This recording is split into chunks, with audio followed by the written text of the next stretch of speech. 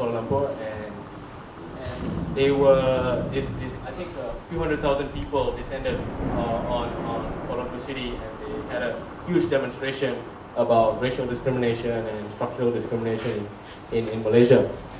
And after that rally, these 5 leaders of that movement, the Hindraf movement, they were arrested without trial, right? And nobody knew what was going on with them. So I went to this rally actually from Singapore. Myself and Tai Sion, one of my friends, we went. And this was the first time we actually participated in like a big public rally like that, because it doesn't happen in Singapore. So we were like on one side, the police was on the other. They started shooting tear gas at the crowd, and we all got gas. That was like the first time. And then they cornered us in many parts of the city and started ringing a bell and rushing at us with their batons, and we were running through the streets of KL. And it was pretty interesting, I'd say. But to the Malaysians, it wasn't something new. This is something that they used to. They actually came prepared with masks and bags of salt and water, because they've gotten used to it. To them, this is part of citizens and the state engaging each other. Even though it is confrontational, both sides confronting each other, they didn't find anything unnatural about it. So based on the detention, what I did was I went outside the Malaysian embassy in Singapore, and I sat on this chair, and that's the embassy behind me, for five days. Yeah, for 5 days I went on hunger strike, and I slept outside the embassy, and I showered at the petrol station. Yeah, so I only had plain water for 5 days, and yeah, even for this, it's not like I was preparing, or I wasn't thinking that I was going to do a demonstration, that I'm committing civil disobedience. No, it was really just a human reaction, because I was there in that event, and I saw what happened, and I saw these leaders, what happened to them after the event, and I just felt like I had to respond. And I responded this way. And I think Shanmugam actually responded to this in the Straits Times. He said that these Singaporeans shouldn't interfere in foreign affairs, foreign politics. Yeah, but Singapore government always interferes with other countries. Yeah.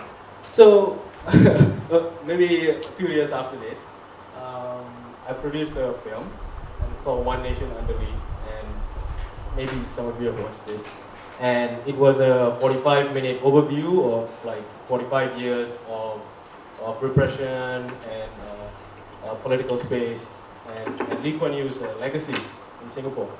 Right? And we organized a screening for it, and we didn't know that we needed a permit actually, because again, this was not us confronting the space, but the space confronting us. We didn't know that we needed a permit, so we just had a private event, and 300 people came. They bought tickets, and they came to watch the screening. As we were reaching the end of the film, police came to the door and they started banging, and they wanted to come in. So yeah, some of the people involved in organizing it were holding off the police at the door, and we finished the screening. After it was over, I was investigated by the police, and the Straits Times. It was sort of unofficially banned in Singapore, and anyone found with a copy of the DVD would be fined $5,000. Yeah. And I would have faced a charge of up to 3 years or $500,000 fine. Yeah. All right. So yeah, this film was quite interesting. I mean, and the other thing is, it's not an artwork. Like, I never thought of it as an artwork because I studied painting. And when I made this film and the act before this, the hunger strike, these were not artworks. This was me as an artist responding to social situations. It was a political act. It was activism, and that's why at the start I separate art, activism, and civil disobedience. Yeah. Right. So after the film. I think 2 or 3 years passed, or 1 or 2 years passed, and this was the height of the crisis in Myanmar, where the military were shooting monks and citizens in the streets. And there was an international response to this crisis. But in Singapore, no one was openly organizing as they were in other countries. So the first group to organize about the plight of the Burmese and the Singapore government's involvement was actually members of the Singapore Democratic Party. You'll see them on the left there, and you'll see the similarities with the picture on the right.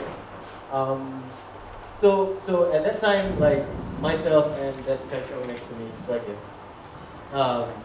At that time, we attended when they were doing this demonstration. We went there and we watched them, and they were told to leave the premise. This was opposite the Astana.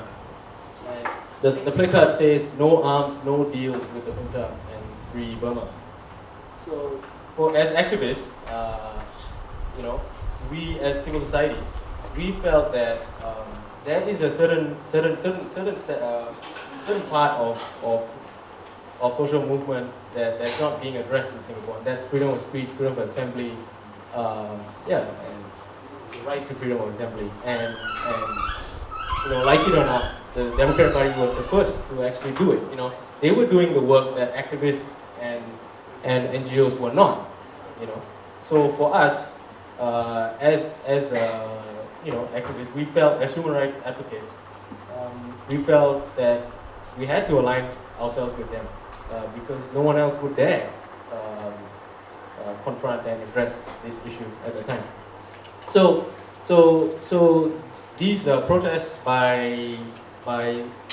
later on the Burmese community also joined in because we did a vigil, 1 week vigil outside the Burmese embassy in Singapore, and we also stayed there on multiple nights, and thousands of Burmese actually came to that event. So everyone was kind of participating in this mass vigil.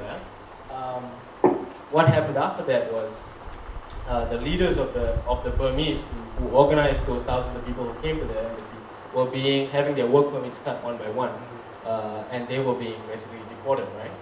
And at that time, myself and Kai Xiong, and the rest of us, our collective, we felt that there needs to be a response to this.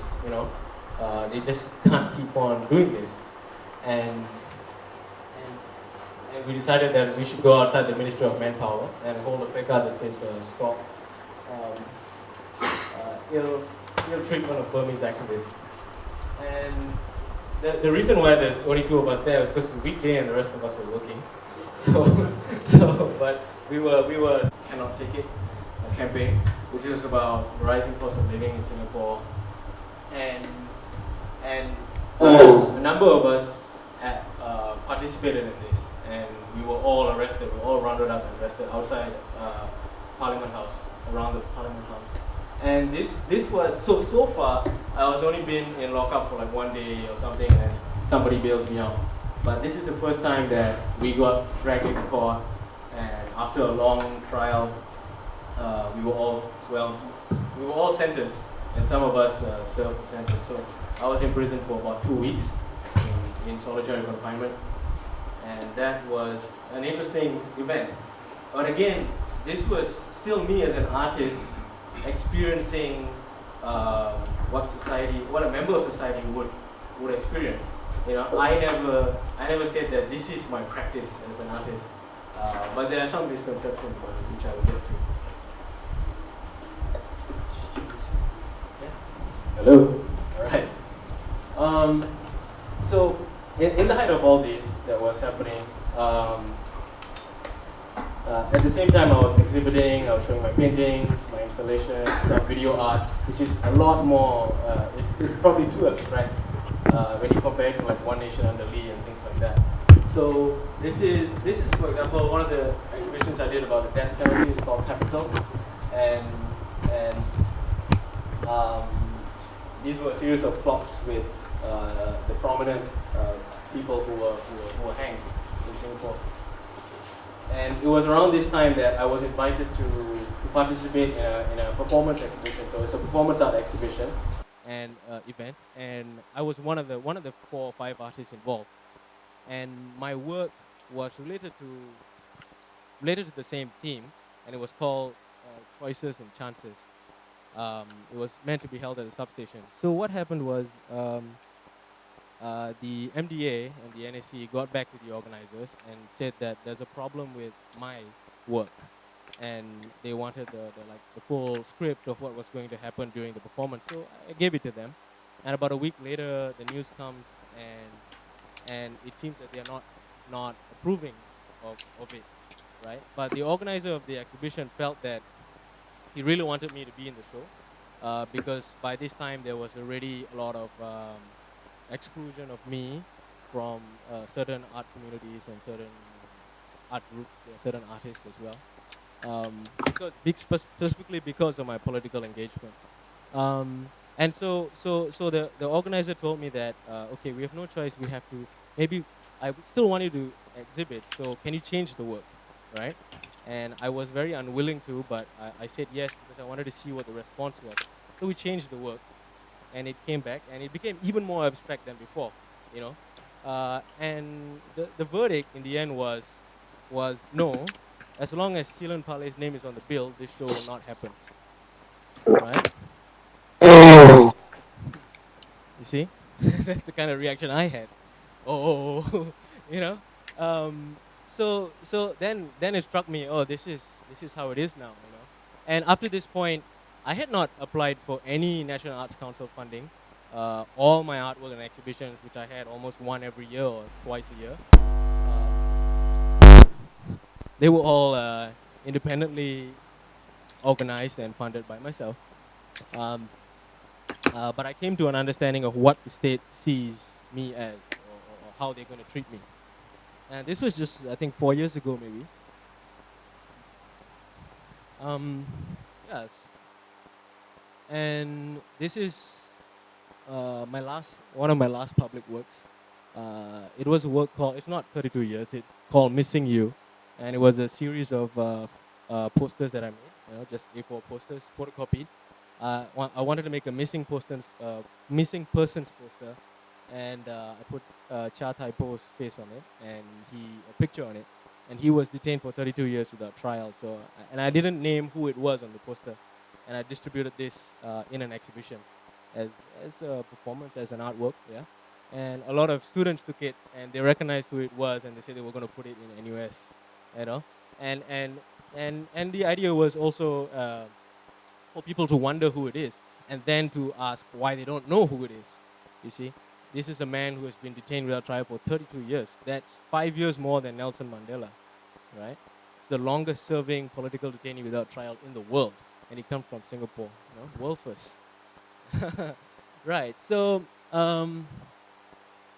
yeah, and so this idea of time and human experience, especially his human experience, kept haunting me after I did this work, which was about 3 years ago, and and and especially the number 32 years, because it was my birthday yesterday, and I turned 32. Um, and it was 2 years ago that I kept thinking about this fact that I'm going to be 32 years old, and what is the cost of my experience over 32 years as a human being, and how would he have felt being detained without trial for 32 years? This experience that I think is so heavy on my heart and my mind, being a Singaporean, being treated this way as an artist and an activist, how would he have felt? And for 32 years denying the charge that he was a violent communist aiming to overthrow the state by force. Um, and I had a massive emotional breakdown for about an hour on the floor, and after that, I at first it was at first I was in agony, and then the agony turned into anger, and the anger turned to determination, and I decided that I'm going to create my next work. And it's called 32 Years of Work. And for the past 2 years, I have not made any art at all. I've only been writing and reflecting on this one work that I'm going to do, and that's going to be in Speaker's Corner next year. It's a performance piece, and you're all invited. Um, so yeah, I think you've got an overview of my political activism and also my practice as an artist. And some artists, they ask me things like, or they say things like, Seelan, you're an artist. Why don't you just do art? Why do you get involved in all these things? But when I was involved in some of those demonstrations, the man standing next to me or the woman standing next to me was a housewife or a taxi driver. Should I tell him, hey, you're a taxi driver, you just stick to taxi driving, or you come to protest? So when I attend these events, I don't think that I'm an artist primarily. I mean, I know I am, but I attend and I participate as a citizen, who is responding to experience. And these experiences, not only they inform my practice, because to me it's one and the same. Like it's whether it's art, whether it's activism, I feel they're all, and civil disobedience especially, um, it's an expression of humanity, and it's yeah, it's an expression of the human condition. So they're one and the same to me. And I'd like to leave you all with a quote by very national in the Philippines. And for those who can't see, he said, the filmmaker, like his fellow artists in different media, has now realized that the artist is also a public person. He does not work in isolation from society. Instead of working alone in his ivory tower, he is a citizen of the slums, of the streets, of the battlefield if need be. This is by Lino Broca, is a Filipino filmmaker. And for myself, I do feel a lot of what he says, because I was never in the ivory tower to begin with, because for most of my life, my mother has been a factory worker and my father has been a truck driver. So, and all my political knowledge or my political values or my human values, I didn't get it from them. It just happened, It just turned up. So again, this argument that these are all Western liberal values and they're being imposed upon Asians, no one need to teach me what is wrong and what is right. I felt it and I acted upon it. And this battlefield that he refers to, I see it as an intellectual battlefield. And on this intellectual battlefield, as an artist, my practice will continue to confront the spaces that confront me. Thank you.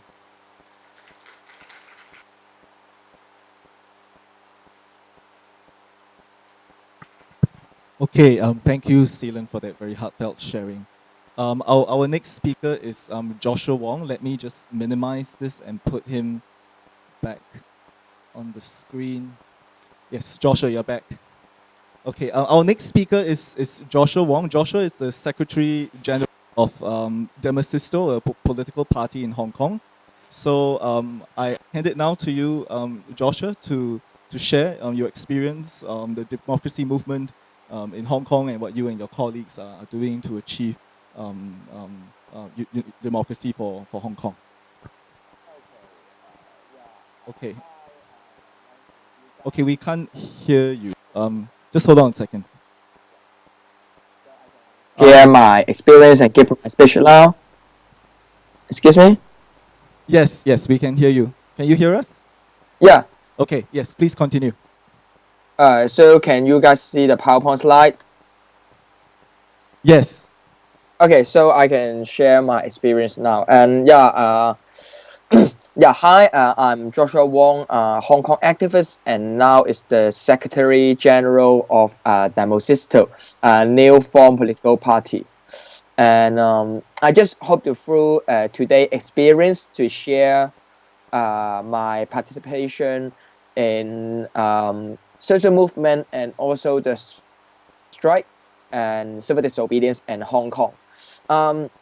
Now I'm a 20 years old university student, major in politics, and have joined into activism for 4 to 5 years in Hong Kong already. Due to last month